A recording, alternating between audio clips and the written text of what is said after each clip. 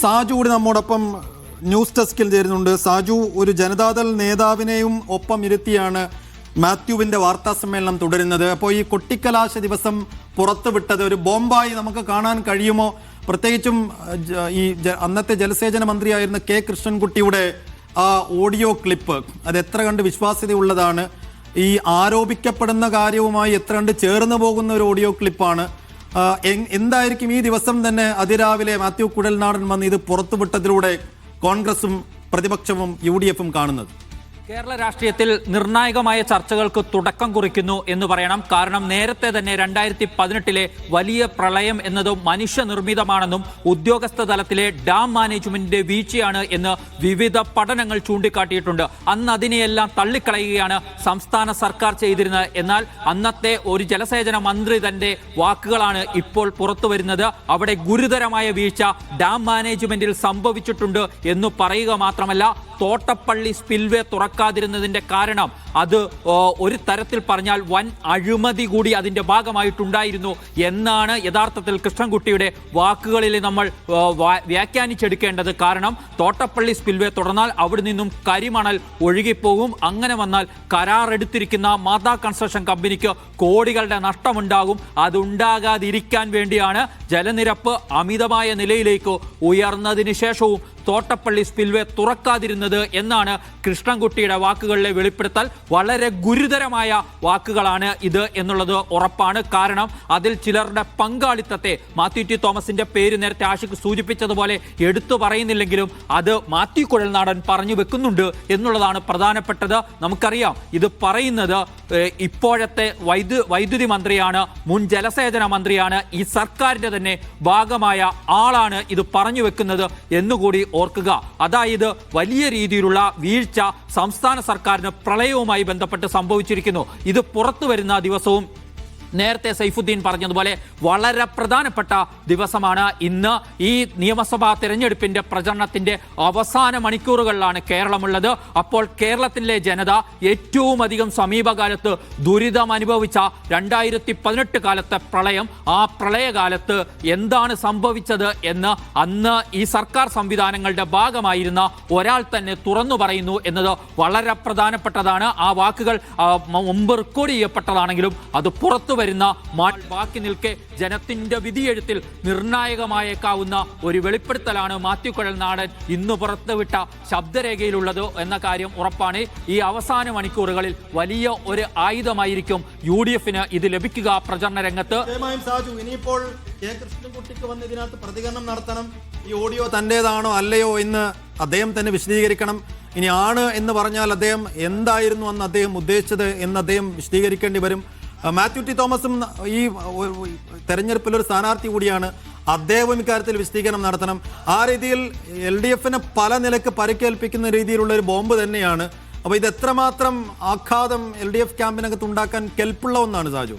ഭരണപരമായ വീഴ്ച ഒന്നാം പിണറായി സർക്കാരിന് സംഭവിച്ചു എന്നതിന്റെ വളരെ ആഴത്തിലുള്ള വിലയിരുത്തലാക്കി ഇതിനെ മാറ്റാനാണ് ഒരുപക്ഷെ മാത്യു കുഴൽനാടൻ ഇന്ന് ലക്ഷ്യമിട്ടത് എന്ന കാര്യം വ്യക്തമാണ്. ഇതിനെ പ്രതിരോധിക്കുക എന്നതും വളരെ പ്രധാനപ്പെട്ട കാര്യമാണ്. കെ കൃഷ്ണൻകുട്ടിയെ സംബന്ധിച്ചിടത്തോളം ആദ്യം അദ്ദേഹത്തിന്റെ ഓഡിയോ ആണ് എന്ന് അദ്ദേഹം തന്നെ സ്ഥിരീകരിക്കേണ്ടതുണ്ട്. ഇത് അങ്ങനെയാണെങ്കിൽ ഇത് ഏത് പശ്ചാത്തലത്തിൽ എവിടെ പറഞ്ഞതാണ് എന്നതടക്കമുള്ള കാര്യങ്ങളിൽ കൂടുതൽ വിശദീകരണം വേണം. അപ്പോഴും ഈ ഓഡിയോ തന്റേതാണെന്ന് കെ കൃഷ്ണൻകുട്ടി സമ്മതിച്ചാൽ ഒരു വലിയ അഴിമതി നടന്നിട്ടുണ്ട്, അത് സംബന്ധിച്ച അന്വേഷണം അടക്കമുള്ള കാര്യങ്ങളിലേക്ക് അടുത്ത സർക്കാരിന് പോകേണ്ടി വരും എന്ന ഒരു രാഷ്ട്രീയ സാഹചര്യം കൂടി സൃഷ്ടിക്കപ്പെടുന്നുണ്ട് എന്നുള്ളതാണ്. സ്വാഭാവികമായും പ്രളയവുമായി ബന്ധപ്പെട്ട് പറഞ്ഞിരുന്നത് പ്രളയത്തെ അതിജീവിച്ച ഒരു ജനത എന്ന നിലയ്ക്ക് അതിനകത്ത് അത്തരം സാഹചര്യങ്ങളിലേക്ക് കേരളത്തെ തള്ളിവിട്ടതിൽ ഭരണപരമായ വീഴ്ചകൾ ഉണ്ടായിരുന്നു എന്നാണ് കെ കൃഷ്ണൻകുട്ടിയുടെ വാക്കുകളുടെ ആകത്തുക. സ്വാഭാവികമായും അതിനെ മുഖവിലക്കെടുക്കേണ്ടി വരും. ഒരു ജനതയെ സംബന്ധിച്ചിടത്തോളം അവർ പോളിംഗ് ബൂത്തിലേക്ക് പോകാൻ നിൽക്കുന്ന ഘട്ടത്തിൽ അങ്ങനെ അതിനെ കൊണ്ടുപോകാനുള്ള ഒരു രാഷ്ട്രീയ നീക്കമാണ് മാത്യു കുഴൽനാടൻ നടത്തിയത്. അതിനെ ഏതളവ് വരെയും UDF നേതൃത്വം ഈ അവസാന മണിക്കൂറുകളിൽ ഉപയോഗിക്കാൻ പോകുന്നു എന്ന് നമുക്ക് കാത്തിരുന്ന് കാണേണ്ടതാണ്. ഒപ്പം അതിനെ എങ്ങനെ LDF ക്യാമ്പ് പ്രതിരോധിക്കും എന്ന ചോദ്യമാണ്. അപ്പോൾ ഇതിനെ തള്ളിക്കളയാനാണ്, ഇതൊരു വാദം എന്ന നിലയിൽ തള്ളിക്കളയാനായിരിക്കും ഈ മണിക്കൂറുകളിൽ. എന്തായാലും അത് എങ്ങനെയാണ് LDF അതിനെ നേരിടാൻ പോകുന്നത് എന്നൊക്കെ അറിയാം. അതിനു മുൻപ് കെ കൃഷ്ണൻകുട്ടി എന്താണ് പറഞ്ഞത്, എന്താണ് അദ്ദേഹത്തിന്റെ ശബ്ദരേഖ എന്നുകൂടി നമുക്ക് വ്യക്തമായി കേൾക്കേണ്ടതുണ്ട്. അതിലേക്ക്